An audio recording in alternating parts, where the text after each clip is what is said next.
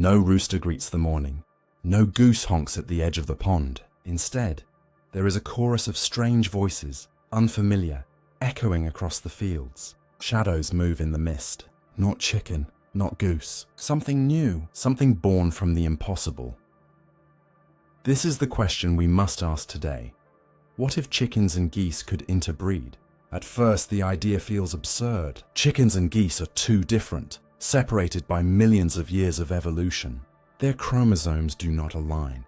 Their biology does not mix. In our world, they cannot create offspring together. But what if the rules were broken? What if the boundaries of nature shifted, allowing these two species to merge? To answer, we must imagine what kinds of creatures might emerge. 10 new species. 10 strange, powerful, sometimes comical hybrids, each carrying traits of both parents, each altering the way humans live, farm, and even dream. The first would be the fluffback, a small but resilient creature, larger than a chicken, smaller than a goose. Its feathers form dense layers of down, trapping heat in winter and deflecting water in the rain. Farmers would keep it for its plumage, warmer and lighter than anything we know. In cold regions, blankets and clothing might have been filled not with goose feathers, but with the soft insulation of this new bird. The second is the iron spur. Imagine the sharp, deadly spurs of a rooster combined with the size and power of a goose. Standing tall, wings wide, it would guard farmyards like a soldier. In villages of the past, it might have been used as a living protector, trained to attack intruders. Dogs may not have been the first guardians of humanity. These fierce hybrids might have held that role. The third species, the egglord.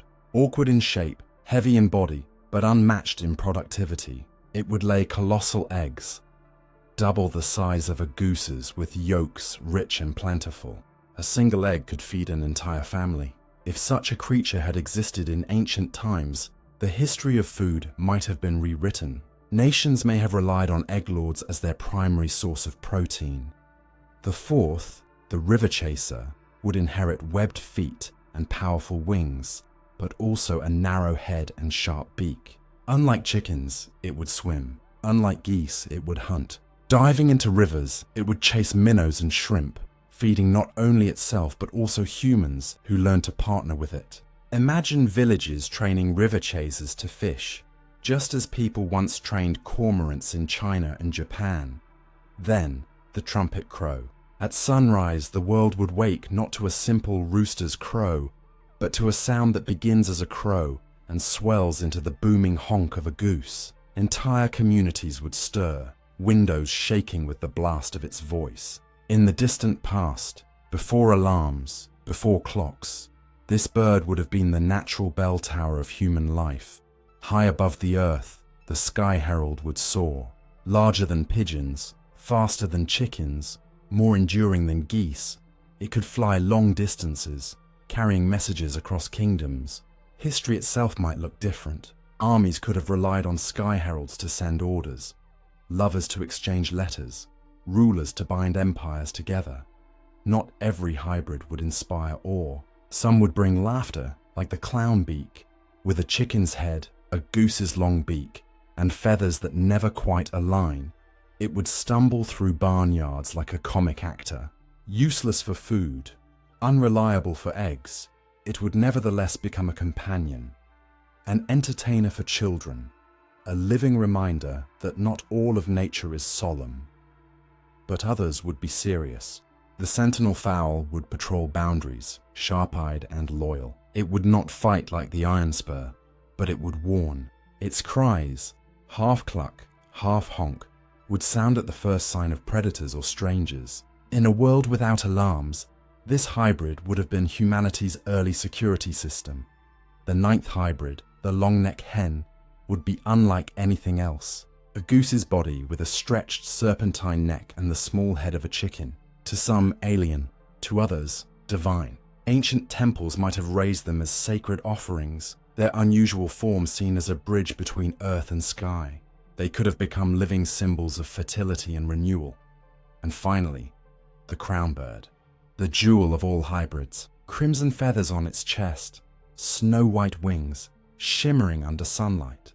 Not bred for farming, not bred for defense, but for beauty. In human hands, it would be paraded in ceremonies, offered as tribute to kings, perhaps even worshipped as a sign of prosperity. 10 hybrids, 10 reflections of what might have been. But beyond imagination lies reality. Could such creatures exist? Science tells us no. Chickens and geese are too genetically distant. Their DNA cannot merge. Their reproductive systems are incompatible. In our world, these hybrids are dreams only. Yet, history offers parallels. Horses and donkeys created mules. Lions and tigers gave rise to ligers. Even within birds, strange attempts have been made. Ducks and geese, quails and chickens, most fail. Some survive, fragile, infertile, yet proof that the boundaries of life can blur. If chickens and geese could truly interbreed, the consequences would stretch beyond the farmyard. Food systems could change. Defense might evolve around guardian birds instead of dogs. Cultures could form myths and religions around hybrids that never existed. Human history itself could be different, shaped not only by cattle, sheep, or horses, but by these strange winged creatures. And what would this mean for us? Humanity is inseparable from the animals around it. We shaped them, and they shaped us. If chickens and geese had merged, entire civilizations may have been built differently. Our diets, our rituals, even our empires might have carried the shadow of these hybrids. All of this from one question. A simple, impossible question. What if chickens and geese could interbreed? It reminds us that evolution is not a fixed path, but a tree of countless branches. Most were never taken. Most remain in shadow. So if one small change could alter everything we know, what other paths, what other hybrids, might nature still be hiding from us?